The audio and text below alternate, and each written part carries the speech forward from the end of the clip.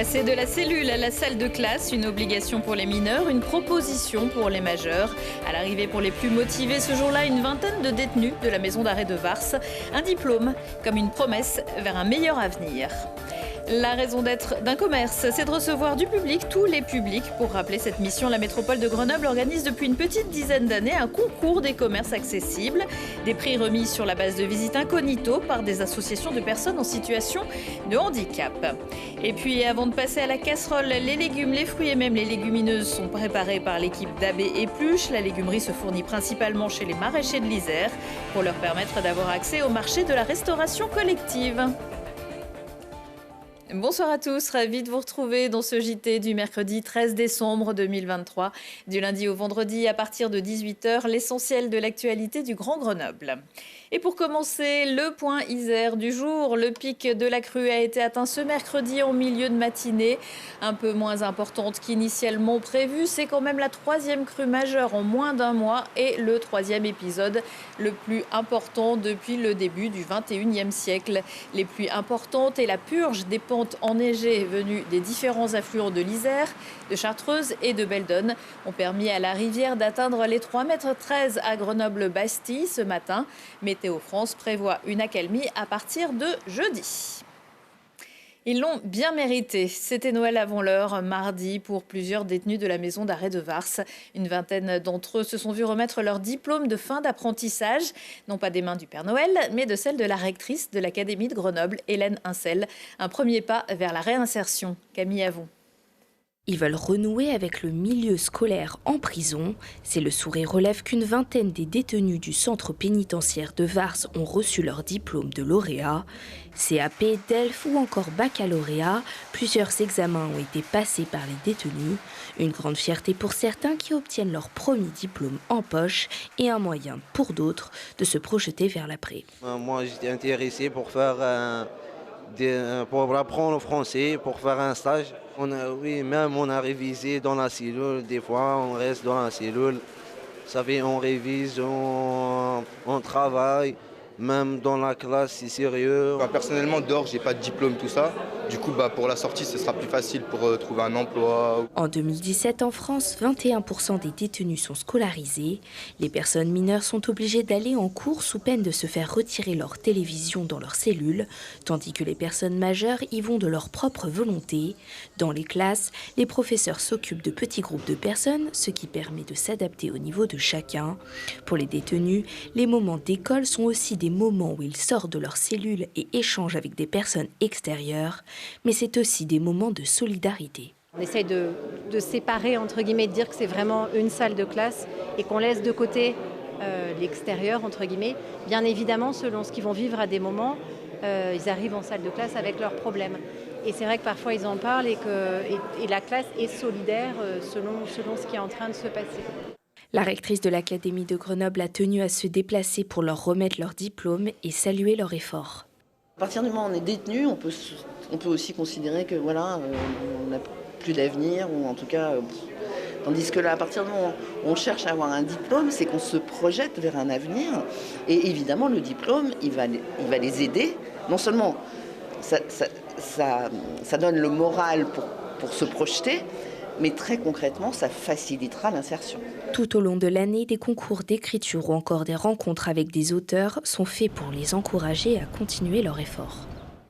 Et samedi après-midi, le Secours catholique préparera des colis de Noël qui seront distribués dans les prochains jours aux détenus. Dans un courrier à Yael Braun-Pivet, présidente de l'Assemblée nationale, la députée iséroise Cyrielle Châtelain, également présidente des écologistes à l'Assemblée nationale, a demandé ce mercredi des sanctions contre Jean-René Cazeneuve lors de la séance des questions au gouvernement mardi. Au lendemain du rejet du projet de loi immigration, le député Renaissance lui aurait lancé « Tu seras tondu à la libération » pour avoir voté avec le Rassemblement national. Cyrielle Châtelain estime que ces propos ont à voir avec ce que certains estiment être la place des femmes, rester à sa place et tenir sa langue. Le premier secrétaire du PS, Olivier Faure, qui se trouvait à proximité, a confirmé la scène. L'auteur présumé, lui, les dément. L'association de protection de l'environnement Wild and Legal porte plainte contre Laurent Wauquiez pour prise de mesures destinées à faire échec à l'exécution de la loi. Le président d'Auvergne-Rhône-Alpes veut faire sortir la région du dispositif zéro artificialisation nette des sols. Lors du congrès des maires ruraux à l'Alpe d'Huez en septembre dernier, il avait parlé de loi ruralicide. Adoptée en 2021, elle vise à réduire de moitié d'ici 2031 la consommation d'espaces naturels et agricoles. Laurent Wauquiez qui n'en a pas fini avec les écologistes puisque jeudi, lors du conseil régional, les Verts demanderont une subvention pour doter les biathlètes de ski à roulettes. Dans le dossier des JO 2030, leurs épreuves sont prévues au Grand Bornand, qui connaît depuis plusieurs années des difficultés d'enneigement. C'est un prix qui, comme le disent les élus, ne devrait pas exister car il récompense des normes obligatoires dans les magasins. Oui, mais tous ne le respectent pas forcément et d'autres en font plus que la réglementation. Le concours des commerces accessibles valorise les établissements indépendants exemplaires en matière d'accessibilité. Pour cette 9e édition, 21 commerces se sont portés candidats sur 10 communes de la métropole. Respect des normes, usages, efforts réalisés sur les travaux et qualité d'accueil. 5 prix ont été remis lors de la cérémonie qui se déroulait au Bar Radis. On est heureux parce que c'est la première chose qu'on avait vue pour le magasin quand on a commencé à voir l'accessibilité pour que toute personne puisse accéder au commerce. On a mis déjà le bouton d'appel à l'entrée. Et nous, étant donné comment la configuration du magasin, on a une rampe d'accès amovible en fait qu'on met lorsque des personnes arrivent, un passage aussi au-dessus d'une baie vitrée. Et après, il y a des distances à respecter entre chaque meuble en fait que l'on a dans le magasin pour qu'une personne puisse circuler librement et faire demi-tour aussi au bout du magasin pour pouvoir ressortir. C'est une valeur hautement symbolique et c'est aussi une valeur extrêmement forte. On sait qu'aujourd'hui l'accessibilité est obligatoire pour les commerces, néanmoins ça a un coût, c'est compliqué et parfois il y a un petit peu de personnes qui sont récalcitrantes parce qu'elles estiment que problèmes de fréquentation ou d'autres raisons font que l'accessibilité n'est pas un point primordial. C'est obligatoire, c'est primordial. L'objectif de la métropole, c'est de sensibiliser les commerçants à se mettre aux normes. Et pour les sensibiliser, il faut aussi parfois les aider, les orienter. L'aide à l'investissement que propose la métropole pour l'aide aux travaux, par exemple, comprend l'accessibilité sur l'aide que la métropole peut apporter aux commerçants. Pour l'année prochaine, la métropole compte aussi récompenser les commerçants pour leur engagement dans la transition écologique. Des pommes, des poires, des potimarrons et bien d'autres, c'est tout le potager de l'Isère qui débarque chaque jour chez Abbé et Pluche. Des produits sains, locaux et à faible impact environnemental qui, grâce notamment aux partenariats importants avec le département, font le bonheur des collégiens du Sud-Isère. Plus ancienne légumerie de France, elle est installée au Fontanil-Cornillon. Mirko Pesci. Potimarron, carottes et choux, les légumes d'hiver sont dans toutes les cantines iséroises. Mais avant d'être servi, le légume brut est traité par Abbé et Pluche. Créée en 2012, la légumerie du Fontanil-Cornillon a pour but de tisser un lien entre les producteurs locaux et les cuisines collectives. C'est vraiment un travail qui va vraiment de la source, c'est-à-dire du producteur, qui nous amène ses légumes lui-même ici. Nous ensuite, on va les stocker, on va les éplucher, les laver, les couper, les conditionner et les renvoyer dans les cantines. On a tous nos légumes de garde qui sont là. C'est la plus grosse période pour nous, paradoxalement, l'hiver de légumes, puisque c'est là où on a le plus de légumes. Au printemps, on a peu de légumes parce que tous les légumes de garde sont épuisés. Alors pour travailler toute l'année, l'entreprise a lancé une conserverie et y prépare des légumineuses. Riches en protéines, elles peuvent remplacer la viande pour les menus végétariens. La légumerie encourage les agriculteurs isérois à cultiver des légumineuses et souhaite même développer une filière. Pois chiches, haricots rouges, haricots blancs, flageolets, c'est toutes des choses qui sont difficiles à préparer en cantine quand on veut les faire en sec, puisqu'il y a une phase de trempage et donc qui est très très longue. Et nous, avec le process qu'on a mis au point, en fait, on peut passer vraiment du sec à une légumineuse prête à utiliser dans les cantines. En 4 heures, la légumerie prépare 96 kg de haricots rouges.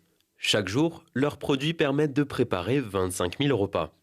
Des petits producteurs aux structures plus importantes, Abbé et Pluche s'approvisionnent auprès de 40 producteurs de l'Isère et des départements limitrophes. Nous avons au moins 2 ou 3 producteurs par légume pour éviter les aléas climatiques et avoir les volumes nécessaires lors des gros pics. Nous avons des producteurs locaux pour des clients locaux. Nous avons donc les collèges mutualisés du département. Donc on en a à Saint-Égrève, à Échirolles. On a aussi la ville de Grenoble qui nous commande. Tout cela, c'est Mangeot et Bio-Isère qui commercialise nos produits. Le plus gros client de la légumerie est le département qui fournit 5 cuisines collectives. AB Épluche emploie 12 salariés et transforme 250 tonnes de légumes par an. La légumerie espère aussi très prochainement se lancer dans les coulis de tomates et les compotes de pommes. Quelques idées de sortie jeudi. La librairie Le Square et le laboratoire Le Pacte de l'IEP de Grenoble proposent à 18h à l'Amphiveille une conférence débat avec Julia Cagé et Thomas Piketty autour de leur dernier livre, Une histoire du conflit politique. En mettant en avant le concept de classe géosociale, les économistes étudient la manière dont la structure sociale des électorats des différents courants politiques en France ont évolué de 1789 à 2022. Vous pourrez enchaîner avec une soirée afro-hip-hop juste en face de l'Amphiveille au bâtiment Ève. Pour leur dernière soirée de l'année, l'université Retour de scène ont convié Kaboché du Kenya et Onti Razor du Nigeria, 2 artistes internationaux coup de cœur issus du label ultra dynamique Nyege Nyege. Des univers singuliers qu'ils partagent aussi avec l'artiste grenobloise Wambe qui ouvrira la soirée avec son groove Maloya. L'entrée est gratuite pour les étudiants. Changement d'ambiance au ciel pour l'ouverture du Pont-Levis. C'est comme ça qu'il le présente amorce. Des chansons pop et aventureuses, des complaintes pleines de courbettes et de sentimentalisme, des ambiances fantasmagoriques et envolées épiques. Il a également convié pour le rejoindre Anita Dongili, une grenobloise, auteure, compositrice, interprète qui se lance seule en scène, accompagnée de ses machines et de son violon. Et pour faire grimper la moyenne d'âge, Hugo Frey viendra interpréter ses plus grands succès et quelques chansons nouvelles aussi jeudi soir sur la scène du Grand Angle à Voiron. À 94 ans, le jeune marié qui se définit comme un simple troubadour moderne parcourt toujours le monde à la recherche de son destin comme un cheval sauvage. Et si vous avez revu Dirty Dancing à la télé, vous avez donc la ref.